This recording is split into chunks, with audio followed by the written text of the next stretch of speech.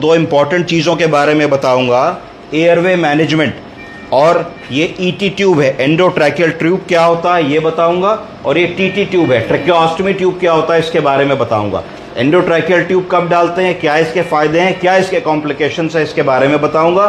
ट्रैकियोस्टमी tube कब डालते हैं, इसके कॉम्प्लिकेशंस क्या हैं, कितने दिन तक लगी रह सकती है, इस बारे में मैं बताऊंगा। डॉक्टर साहब पकड़िए। तो अब मैं आपको बताना चाहूँगा कि जब मरीज़ अनकॉन्शियस सिचुएशन में होता है और एक रिस्क होता है कि वो अपने एयरवे को मैनेज नहीं कर पा रहा है, तब हम उसको इंट्यूबेट कर देते हैं और इंट्यूबेशन में एंडोट्रैकियल ट्यूब डाल देते हैं। प्रायः महिलाओं में 7 और 7.5 नंबर की एंडोट्रैकियल ट्यूब डालते हैं और पुरुषों में 8 या 8.5 नंबर की एंडोट्रैकियल ट्यूब डालते हैं। एंडोट्रैकियल ट्यूब इस ट्यूब को कहा जाता है, दिस इज एंडोट्रैकियल ट्यूब। मैं आपको इसको खोल करके दिखाता हूँ। ये एंडोट्रैकियल ट्यूब होती है।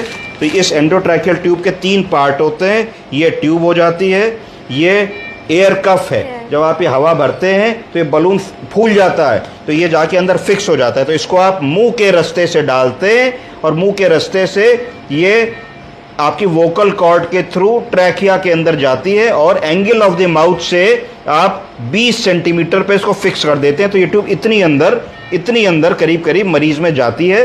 तो ये आपके ट्रैकिया में जाती है और लेफ्ट और राइट ब्रोंकस के ऊपर ये रुक जाती है। तो ये हो गई आपकी एंडोट्रैकियल ट्यूब। इस ट्यूब को प्रायः हम 4, 5 या 7 दिन तक मरीज के अंदर डाल सकते हैं। उससे ज़्यादा डालने का सबसे बड़ा क्या कॉम्प्लिकेशन है, कोई बताना चाहेगा?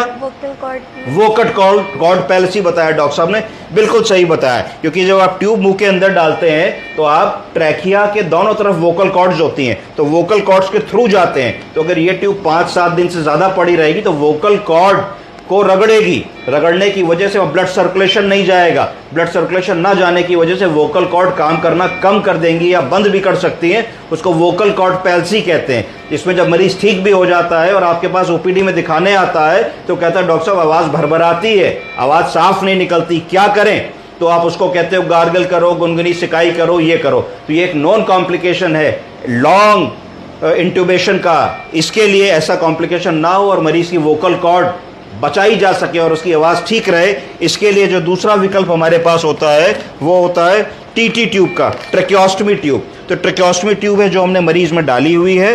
तो ट्रैकियोस्टमी ट्यूब और इस ट्यूब में, एंडोट्रैकियल ट्यूब में क्या फ़र्क है? एंडोट्रैकियल ट्यूब मुंह से गई, जब मुंह से गई तो ट्रैकिया और वोकल कॉर्ड्स मिले आपको, जबकि जो है टीटी ट्यूब है, टीटी ट्यूब ने आपको वोकल कॉर्ड के नीचे जो आपकी एपिग्लॉटिस होती है, इससे 2 फिंगर नीचे फर्स्ट और सेकंड ट्रैकियल रिंग में छेद करके इसको डाला जाता है।